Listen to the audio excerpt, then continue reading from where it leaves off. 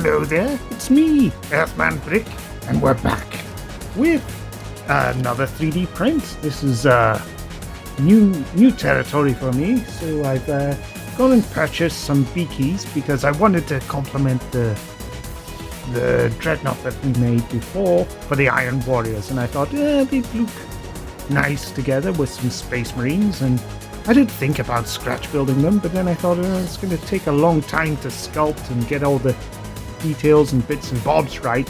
So I thought I'd buy these. This is I bought this on eBay from 3dkingdoms.com. It's they do a whole soiree of like different miniatures and stuff. And the sculptor for these is Big Mr. Tong.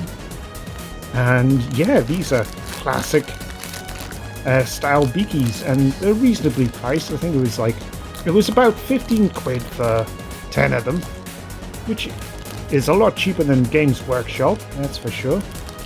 And yeah, they're solid, because if you try and buy these original Rogue Trader miniatures, one, the sculpts aren't quite as good. The original ones, the hand sculpted, and they have a lot of interesting foibles with them. And two, bloody hell, they're expensive. You're paying like 10 times the price of what you would have back in the day. So I've gone and dabbled with these, and here's the result. I've just used an absolutely basic as hell paint technique on them. So I've used the Necromunda bases that we've did before in a previous video. I can put links below in the description if anyone asks.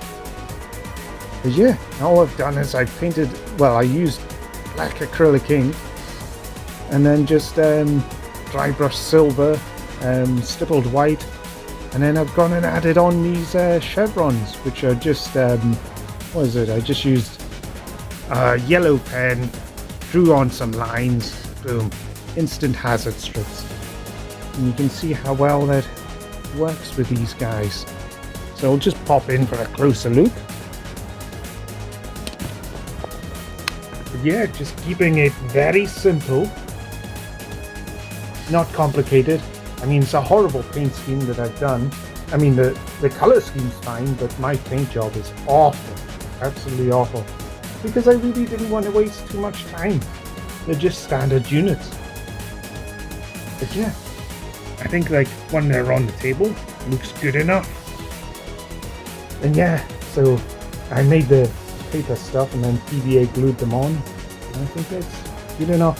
I'll probably touch them up once my painting skills improve, or I might just leave them as is.